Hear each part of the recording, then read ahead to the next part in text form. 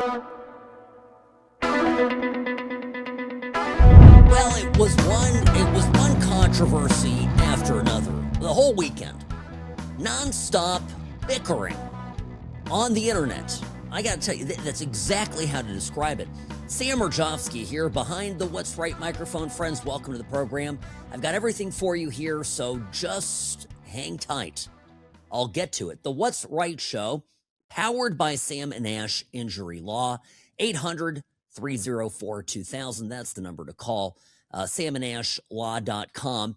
My email, sam@whatsrightshow.com. And of course, on X, formerly known as Twitter, @whatsrightsam. So, Palm Sunday yesterday, a day of peace, a day of reflection, and, religious holidays now kicking into gear for pretty much everybody. Now, the controversies, so first, the Palm Sunday nonsense.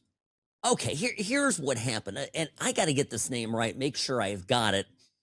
The cardinal who is over the Holy Sepulchre Church in Jerusalem. So sort of the top Catholic guy in Jerusalem was locked out of his church by the Israeli authorities. And I think that part of it is, it wasn't, basically a bunch of religious services were shut down because of the war. And I'm reading between the lines. I think it sounds to me a little bit like governmental overreach.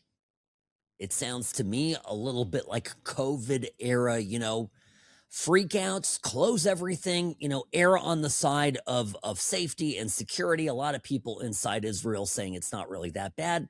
And of course, you've got people a little further away, granted, but they're going to the beach, okay? And there's concern that in these historic, ancient religious sites, there's a lack of bomb shelters, places for people to go in the event of a missile attack. So those are the reasons for it. But the controversy suddenly sprung up as somehow big bad Netanyahu. This was conservatives, okay? Everyone piled on this. Trust me, all the usual suspects over at Real America's Voice, OAN, they all got on board here. Netanyahu basically was shutting out the Catholics, targeting the Catholics. Now, I have a theory on this, and it might just be that this particular cardinal, and his name is, ready for it, Pier Battista Pizzaballa. Is this real? Pizzaballa. That's a hell of a name. I mean, hi, my uncle's a Catholic cardinal. What's his name? Pizzaballa. That's great. No, tremendous. What's not great, folks, is there's all these pictures of him with a keffiyeh. He's got the little Yasser Arafat scarf on. Yeah, so he's there for the downtrodden Palestinians, meaning he's adorning political imagery that's a poke in the eye to the Israeli state. This is not what a Catholic cardinal ought to be doing. My opinion on that. Now, do I want to see Netanyahu retaliate against the Catholic Church? No, not particularly. I'm glad that Huckabee, our U.S. ambassador, said something and demanded clarification. There was an apology from President Herzog in the country, and stuff is being done to rectify the situation. Fine. There it is. I'm just telling you a little bit, looking at this guy and looking at what's become of the Catholic Church. I say this, folks, as an outsider. And I know many of you are Catholic, and I tremendous religion. Half my family's Catholic. Great people. But what the hell's going on in the church? If we're really going to be on this topic, okay, so the Catholic Church had Iranian missiles rain down on it. Okay? And their answer is to put on a keffiyeh and to curse at the Israelis? Back in, 1187, there was an attack by the Islamists. Salah al-Din led the attack. This was in the summer of 1187. And They captured the True Cross relic, conquered Jerusalem itself. It was, catastrophic for Christendom in Jerusalem. Key Christian holy sites were claimed, including this, church that we're talking about now, the Church of the Holy Sepulchre. All right, so what happened? Pope Gregory VIII sent out a papal bull, and he launched a crusade to go beat these, mongrels back. That was the Catholic Church of old. Now you've got this, wussy Pope out there from oh, but he's a baseball fan, Sam. He loves baseball. He's from Chicago. Okay, well, I'm from Chicago too. Two can play at that game. I'm just saying he's a wuss. And he stands up there. Oh my God, Trump. Oh my God. Nobody can pray to God if they've started war. And he got this cardinal out there wearing a keffiyeh. You know what that represents? You know what supporters of Hamas represent? These people are delusional. Now, let me tell you, if we're just bear with me here, we'll get to the TSA mess, explain to you what's going on there too, because all of this is interrelated, my humble opinion.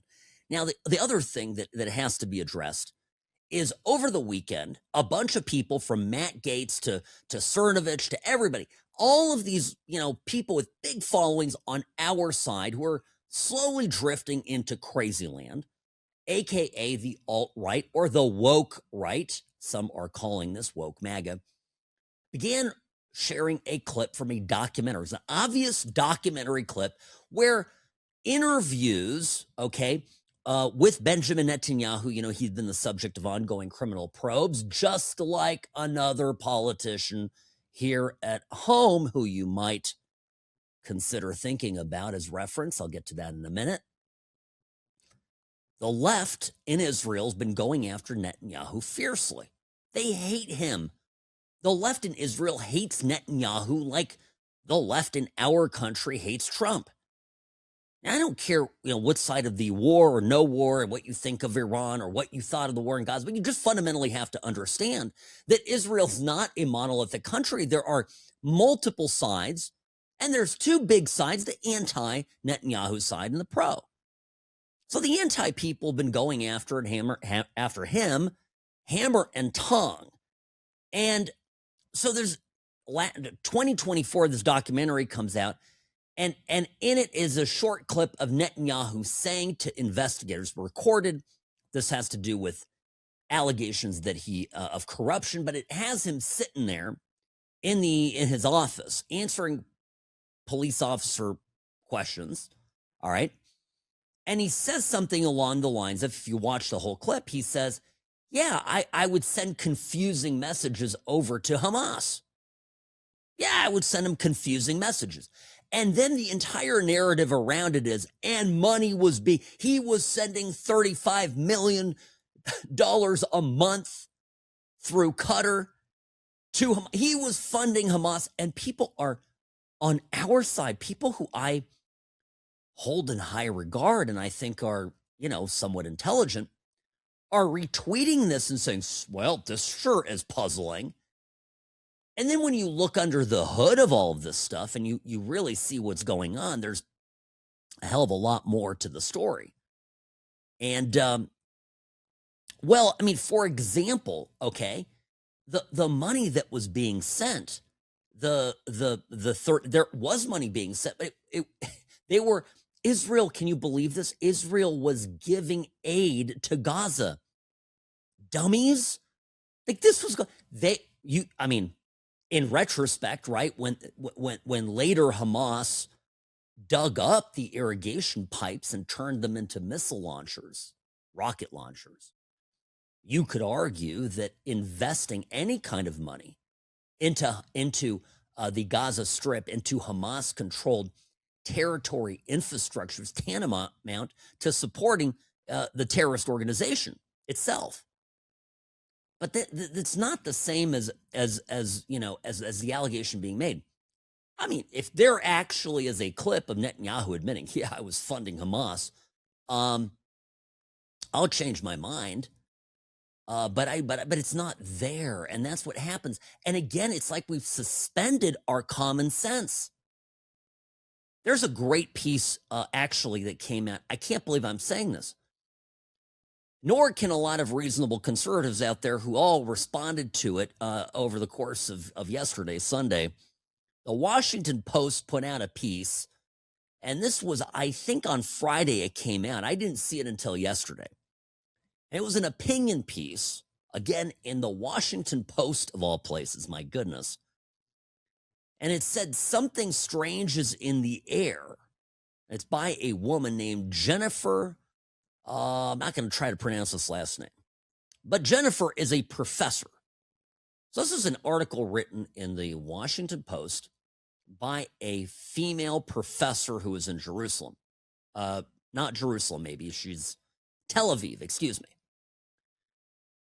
And the whole piece here, I'm get to the part here that is, she talks about how they moved out there last year. They are now going through the whole thing with the war. You know, they're going in the shelters. Yes, it's scary. And then she goes, we are living through, and I'm going to read this. It's so good. We are living through the first alt war, a conflict in which the war fought online. I mean, that's, you know, a lot of people, that's us, right? On the internet. The war fought online and the war fought in reality have diverged so completely that they might as well be happening on different planets. She talks about how every morning she gets panicked texts from all of her friends back in America. Oh my gosh, are you okay? And what is she getting? She's getting videos that she's seeing the stuff I'm seeing. Oh my goodness, Iran, you thought Iran could be conquered in a week. Look at this. Israel's on fire, and they're showing video. Either it's AI or it's, you know, it's old footage from something else. Now I'm just saying, this is what they're doing. They're doing this stuff. And then she says she's getting these videos. She's like, they're all fake, or they're, you know, like I said, other stuff. Now, she talks about how they've, you know, the two extremes in the country are now coming together. Right? They've essentially joined forces. Here's the quote. Quote, the liberal internationalist left, we call them globalists, right? And we don't like these people, right? This is the George Soros wing of the Democratic Party. They're very dangerous, right? They gave us open borders. They want to erase nationality. They've given us the abomination that is the EU. They gave us Joe Biden and Barack Obama. No, thank you. We do not like the globalists. And who's on the other side? Well, some of these people are my, I'll call them now former colleagues, because they're such clowns that I can't say I'm, you know, I have much in common left with them. But the isolationist right. Remember when they used to accuse Trump of being an isolationist? I don't have to go that far back to remember, and I remember I was at a dinner one time with George W. Bush, and we're sitting around the table, and President Bush, you know, I know, look, we have some mutual friends. What am I going to tell you? So I'm there, and of course, this was in between the two Trump terms, and Trump was in the midst of fighting off a lot of warfare, lawfare, and I think not the right time to talk down to a fellow Republican being persecuted by Democrats, but regardless, Bush did it, and it was always a snide remark about his isolationism. Trump is not an isolationist; he's a selective engager when it comes to foreign policy. It has to benefit the U.S. of A. Remember one of Bush? If we're talking about Bush, and we're going to talk about Trump here for a second, because it matters. Everybody's asking me, Sam, what do you think of the war? I said, well, I got asked this like 3 times this weekend. What do you think of the war? I said, I don't know what to think of the war. I'm not getting the, you know, presidential daily briefing. I don't have the intel, and even the president himself has intel that is not necessarily completely accurate. Do I think we can smash Iran? Yes. I think I always come back to the war has to be understood. What is this about? There are 3 major foes. And I mentioned this last week. We have Islam. That's a foe to the West, right? To our way of life. The way you live your life, I live my life. What threatens us? The Islamists. And I actually put them in the number 2 spot because in the number 1 spot, the first spot is China.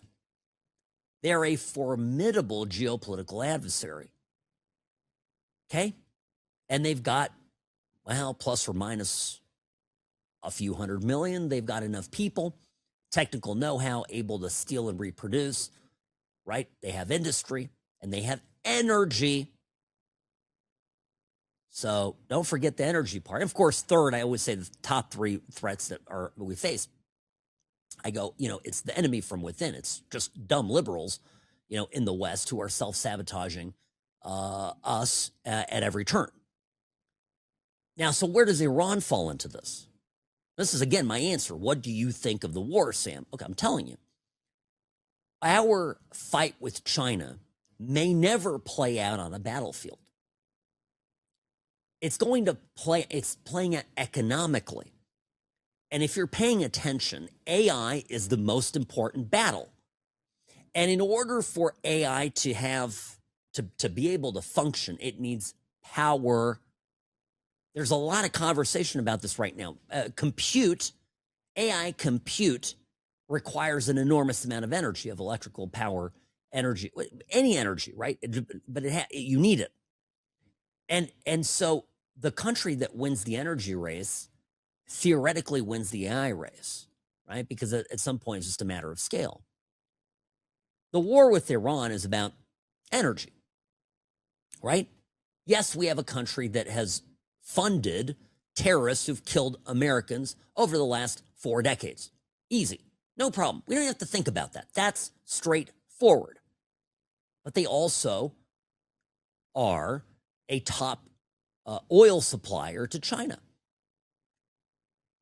And it behooves us to put the pinch on China. We did the easy stuff first. Venezuela, got that out of the way.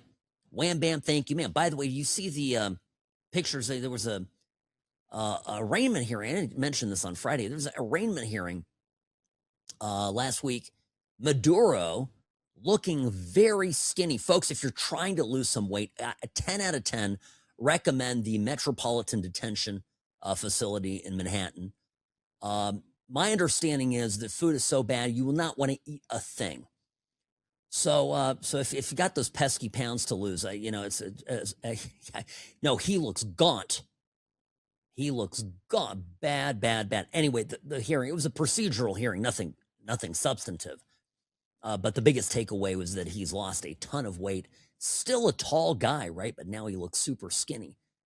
Sort of reminds me of what happened when Hermann Goering of the Third Reich. Remember the Reichsmarshal Hermann Goering? And he was a big fat guy. He was the head of the Luftwaffe. He indulged in all the finest food and drink that the Nazi Empire had to offer. And then when he, was in trial, waiting for trial in Nuremberg, he stopped, got off the drugs, got off the good food. He was there in the jail cell. And suddenly all of his looked like a collapsed circus tent, deflated balloon. Well, that was Maduro. Anyway, it's a battle for energy.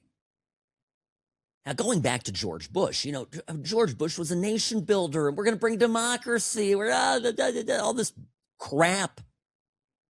What was Trump's criticism?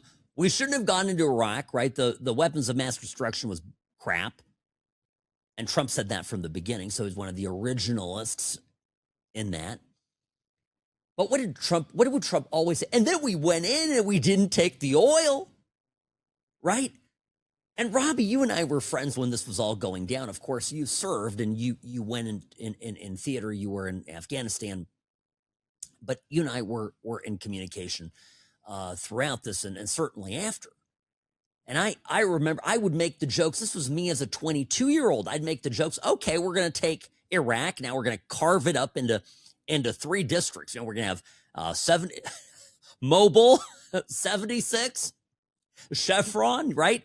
We're just going to turn them into 3 parts and hand it over to big oil, and you and I are going to sit at home and get 25 cents a gallon gas. I mean, that would make sense to me. If you think Trump's not going to do that, if this is not the play, if you think it's not an energy play, I don't know what to tell you. All right? So that's what this is all about. I got to take a quick break. Sam Urjovsky here behind the What's Right microphone. Friends, don't go anywhere. The Sam and Ash team, they wanted me to have the best care. They had my interests at heart. I have an enormous amount of gratitude. I cannot say enough thank you. Sam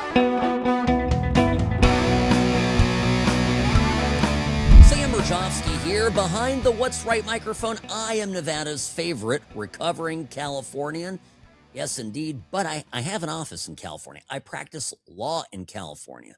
I love California. I just don't like the communists that live there. Okay, fair enough. Sam and Ash Injury Law. Offices in California as well, by the way. 800-304-2000. 800-304-2000. That's the number to call. Don't go at it alone. Don't do your case on your own. Don't be that person that tries to just do the right thing. Be the good person. Go to the adjuster, palms up. You talk to your insurance guy, and he said, no, they'll take care of everything. He may want to take care of everything for you, by the way. My insurance guy is a great person, but he doesn't make claims decisions. I have a great insurance guy. His name's Darren. Been with him for years. But if an insurance, and I've had like homeowner claims turned down. A car accident, sure, they won't cover something. Forget it. You got to fight. You got to get a good lawyer on your side, and don't try to do it on your own. You're going to get the shaft. 800-304-2000, samandashlaw.com. No recovery, no fee, no money up front, easy peasy. All right? 800-304-2000, because you deserve what's right. Okay, I'm gonna have to mention this now. Can we just briefly touch on this conference in Canada? The NDP, okay, this is the Liberal Party in Canada. They had their conference. You'd think, I'm stuttering here, you'd think it was an SNL skit. It's so funny. So they had the non-binary chair, the one who at one point, by the way, she says, I'm having trouble hearing you, to one of the delegates. They'd come up in front of the microphone. Actually, the way it was set up in the room, they had multiple microphones and multiple lines, all very confusing because, of course, this was organized by the very people who want to run everything in the world, right? If the liberals come into power, this is always the best thing. If the liberals come to power, what do they want to do? They don't want to just run the government. They want to run healthcare, right? They want to nationalize your business. You make, grommets? You make software? We can do it better. The government is here to help. The scariest words in the English language, per the great Ronaldus Maximus. Anyway, they can't even run this flipping conference. That's my takeaway from this madness, is this is what would happen to, and has historically happened when you put these kind of buffoons in charge of things. Oh, you want me to give you a taste? Yeah, here's a taste. There's a keffiyeh-clad a woman here coming up to the mic, in exchange, of course, with big ears, aka non-binary chair. Here you go. There's a point of privilege on microphone 1, then we'll go to microphone 3. Go ahead, delegate. Yes, hello. I was standing here with my gender equity card before you called on the previous speaker. Oh, this came up. I'm like, gender equity card? Huh? What could this be? Well, it is exactly what it sounds like. And yeah, okay. So if you were attending this conference and you're well, it's tricky to say now, okay? Woman? I don't know. Well, there's a whole point where somebody got mad. I can't play all these clips. Somebody got mad. A trans woman, meaning a man dressed as a woman, got mad because his priority got trampled by a cis woman, meaning a regular, ordinary, straight woman, the kind of God name. Anyway, so she got bumped in line, and it's my turn to speak. I have She's waving it like it's the fucking golden ticket. Listen to I was this. standing here with my gender equity card before you called on the previous speaker. That's my point of privilege that I would like to raise. I will explain the speaking order, which is fixed, that I cannot amend, which is the pro-con rotation. You can move yourself up a line that you're standing in. I am pro, and I was... We went... You went pro, con... We went pro-con, pro, and my plan was to go con. The speaker at con mic 3 also has a speaking card. Yesterday, this card was used in an inappropriate manner. And while I understand in Ontario we note this as equity, even if that, this was also used inappropriate in terms of gender. I want everyone to be mindful that these cards for individuals like myself who identify as a Black woman have no value outside of this space. I have no words, except that this bunch of people would love to run everything up there in Canada. Frankly, we have them here at home too, and they want to run everything here as well. So there was another moment where a very angry, some sort of East Asian looking lady. All these people, by the way, look like they're missing something. Sunlight, like vitamin D deficiency, lithium, okay, and half their brains. So here's this woman that now they're talking about, I think it was a war thing, something to do with Iran and the bombs. Anyway, but watch this circus. Canada cannot and will not be part of the legacy of blood that was built in Iraq, in Palestine, and now in Iran. This is a no question debate. I call this question, Madam and Chairs. Thank you. Wait for it. Here Your comes point's the quite gold. well made, Speaker. I'll again thank delegates not to call me Madam Chair or Madame la Présidente. I'm a non-binary person. My pronouns are they, them, and their. Chair is sufficient. It's a they chair. It's a chair thing. It's a chair. It is. This was comical. Now, of course, we had our fair share of retards back home. Did you see the No Kings? You know, my favorite thing is somebody here in Vegas, where I'm at, a friend of mine who's absolutely liberal, and I love him. He does some, I'm not going to say who it is. He's got a relatively high profile, and he posted something yesterday. This is what made me think of it. He posts this thing, Robbie, and see if you see if this means anything to you. He writes, "I'm not on either side of this." Okay, so you're like, maybe I'm pro king, maybe not anti, like somewhere in between kings and no kings. I'm not on either side of this, but I just want to tell you that the right to protest is sacrosanct. The First Amendment and that's all.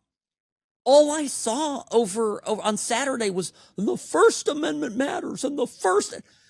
Who the hell is preventing you from being out there?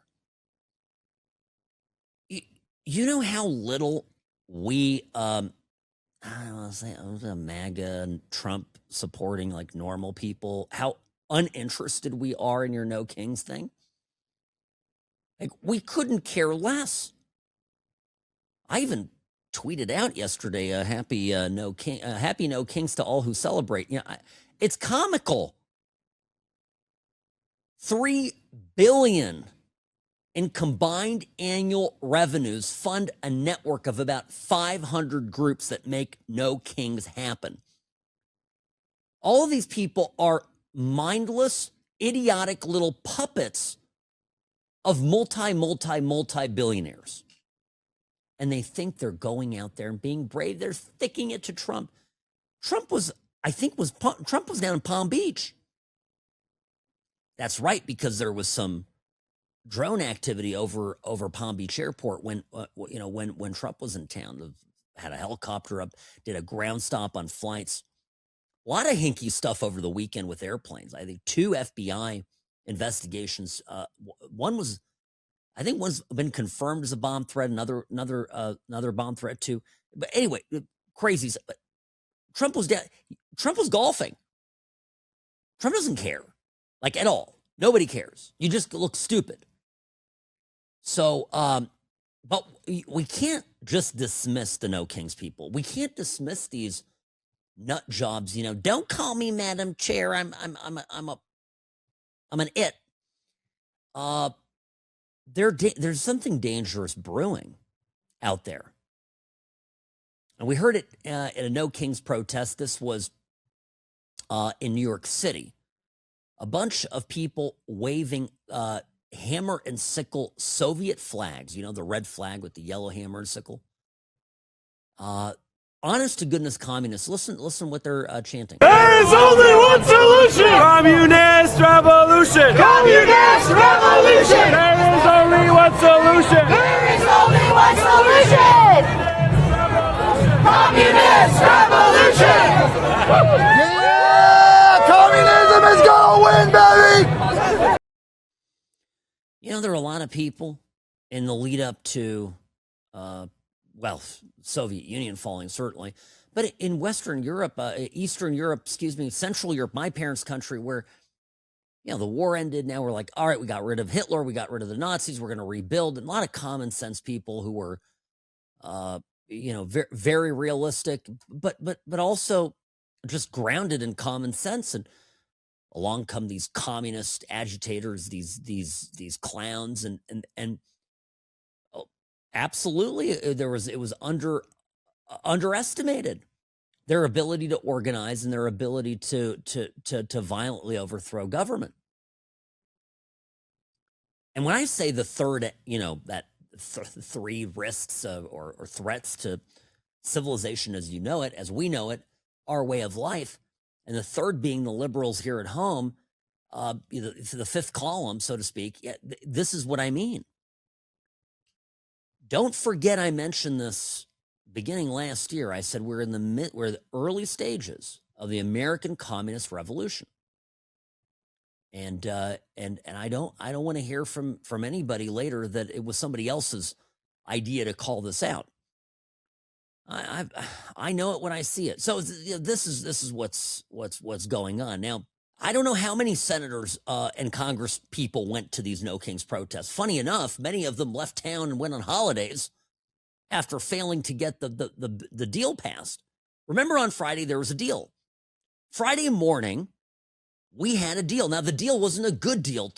Honestly, as much as it pains me to see that these TSA workers aren't getting paid, the deal was a terrible deal for Republicans. We folded. We, not you and I, but John Thune and his merry band of Senate, you know, Democrat ass kissers, they folded. And what happened? They agreed to basically give Democrats everything they wanted. We're going to fund everything except for ICE. We'll just do a carve out for ICE. We're not going to fund ICE. Well, right. Well, if George Soros and his people are part of the funding, the 3 billion, 500-600 groups, No Kings, right? Just connect the dots. The open borders people don't want ICE. No Kings is about ICE. They want an open border. They want violent criminals in the country killing people. I mean, it's not their primary objective, but it's absolutely acceptable collateral so that they get the America that they want. And the America they want, of course, is a country that is weakened and can be exploited by these giant corporations. Okay, so just that's what's going on. And yeah, I mean, they're LA there. I saw a protester sprayed "kill your local ICE agent" on the side of a federal building. There was a sign there. These communists in New York City had a sign, quote, "They want a 1939 Germany. Let's give them 1789 France."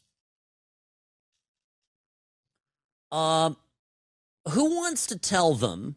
They're referring to the French Revolution, of course. Who wants to tell them that the French Revolution resulted in a military dictatorship, Napoleon, and then ended with the restoration of the monarchy?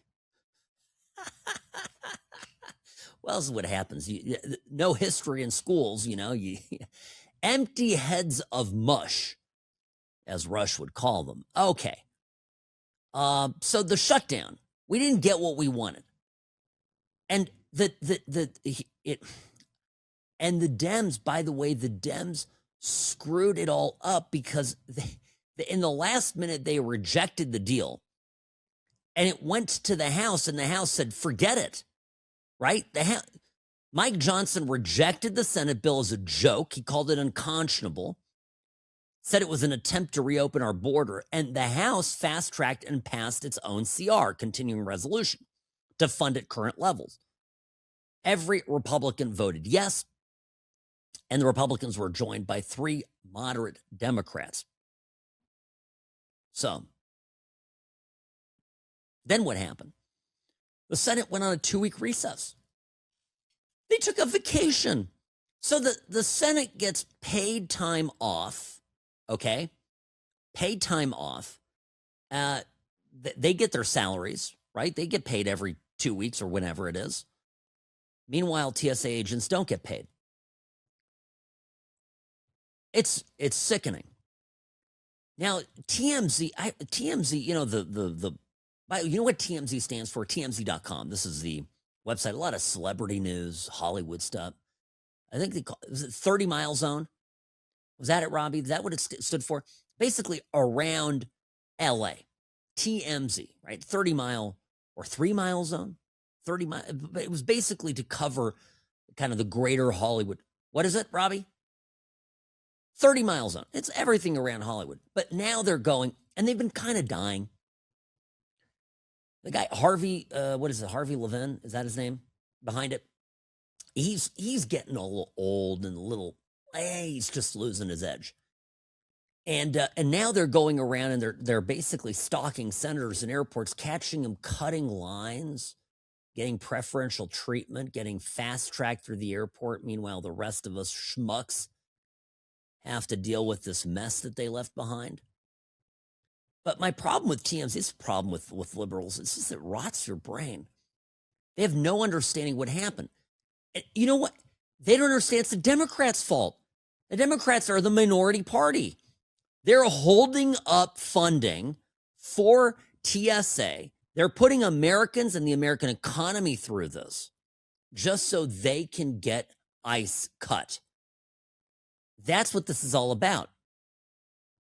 And it's so bad, actually, that even ABC News, well, I've got the clip. I mean, ABC News calls them out for this. This was astonishing. Jonathan Karl had Chris Van Hollen on. Remember Chris Van Hollen? Democrat Maryland. He's the one who went down for Kilmar Abrego Garcia and had margaritas with him over there in El Salvador City. So this was yesterday. Even ABC News understands better than TMZ who's at fault here.